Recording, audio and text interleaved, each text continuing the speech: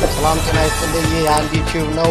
አዳዲስና ሰበር መረጃዎች እንዲደርሷችሁ ቻናሉን ላይክ እና ሰብስክራይብ እያደረጋችሁ አብራችሁን ቆዩ። ሰላም ውድ የዩቲዩብ ቤተሰቦች፣ ሰበርና አዳዲስ መረጃዎች ተሰምተዋል። ከመረጃዎች ጋር አብራችሁ ይቆዩ።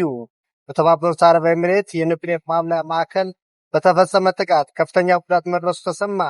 በዚህ ጥቃት ቀጠናው እየታመሰ ነው ተብሏል። የተባበሩት አረብ ኤሚሬት የፕሬዝዳንቱ አማካሪ ድርጊቱን አጥብቀው የኮነኑ ሲሆን ጥቃቱ በማን የሚፈጸም በማን የሀገራችንን ሉዓላዊነት የሚጋፋ ነው ብለዋል። የኳታር አቻቸው በበኩላቸው ከእነዚህ አይነት ቀጠናውን ከሚያውኩ ድርጊቶች መቆጠብ ያስፈልጋል ሲሉ ገልጸዋል። በተያያዘ ዜና ኢራንን ከምድረ ገጽ ልናጠፋት እንችላለን ሲሉ ፕሬዝዳንቱ ዝተዋል።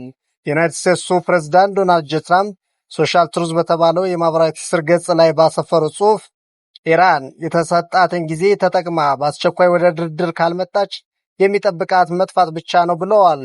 ጊዜያቸውን በደንብ መጠቀም አለባቸው። በቃ ሁሉ ነገር አልቋል። የጊዜ ጉዳይ ነው። ከዚህ በኋላ ምንም የሚተርፍላቸው ነገር አይኖርም ሲሉ አክለዋል። ትራምፕ ኢራን አንድ የኒውክሌር ማብላያ ጣቢያ እንዲኖራት ፈቅደዋል ተብሏል።